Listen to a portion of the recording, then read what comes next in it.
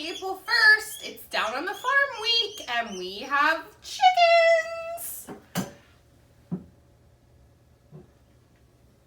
I brought you one of my very favorite books to read since it's farm week and we have chickens. This is a book called Duck and Goose. I missed reading to you guys on Friday and I hope you'll enjoy this story as much as I do. Oh my, what is that? Duck quacked. That's a silly question, Goose honked. It is a big egg, of course. Of course that is an egg. I know that, huffed Duck. What I mean is, where did it come from? Goose looked skyward. He looked to the river. He looked to the fields. He thought very hard. Who are you? He asked finally. I, said Duck, puffing out his feathered chest, am the one whose egg this is. I saw it first. Goose quickly raised one webbed foot. It's mine. I touched it first. What do you think about that egg, friends?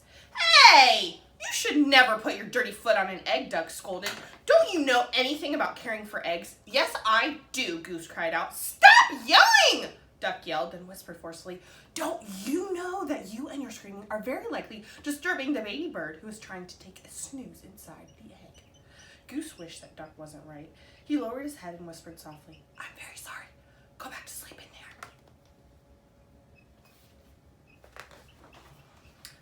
My, that's quite a beauty you have, called a blue bird from across the river. Thank you. It's mine, quacked Duck. Actually, it's mine, honked Goose. Thank you. Your little blue baby bird is my favorite. So, asked Duck, what do we do now? We should do something, suggested Goose. Yes, you're right. Good thinking, agreed Duck. Like what? Duck and Goose each thought. The duck is thinking, this egg is private property. Duck's egg. No geese allowed. No honking. $5 fine. And Goose is thinking, if you're a duck, keep walking. No ducks beyond this point. Quiet, please. Absolutely no quacking in this area. Well, we must keep the egg warm until the fuzzy little occupant is ready to come out, said Goose. Excellent idea, exclaimed Duck. He pushed past Goose. Step aside and I shall do just that. But Goose was quick too. After a flurry of fussing, grunting, and goning, slipping and sliding, honking and quacking, Duck and Goose found themselves back to back. Scoot over! I don't have any room, complained Duck. You are much closer to me than I am to you. Stop yelling in my ear, Goose. Shh! Goose hushed, pointing at the round thing beneath them. Yes, yes, yes, we must remember. Quiet, quiet, quiet. We mustn't disturb the little one. And so they sat, very still and very quiet, waiting. For a long time, they waited. They listened to the crickets chirp and the frogs burp. I'm going to teach this baby bird to quack like a duck, Duck boasted. Well, I'm going to teach it to honk like a goose, Goose honked back. I'm going to teach this baby bird to waddle, Goose added. So am I, said Duck. They heard the pitter-patter of the rain. I'm going to teach this baby bird to swim, Duck said. Me too, Goose said. To pass the time, they sniffed wildflowers in the warm sun and shared breadcrumbs, while Goose taught Duck to honk. They watched the sun set in the sky, and Duck taught Goose to quack.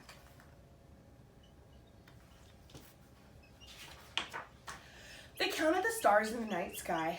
Let's teach our baby to fly, said Goose. Good idea, said Duck. I'm sure our baby will be a fast learner, said Duck.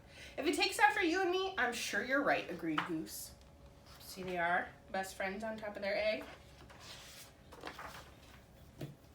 Together they waited until, did you feel that, Duck? Duck nodded. Yes, did you feel that, Goose? Goose nodded. It's time, Goose, it's time, Duck squawked.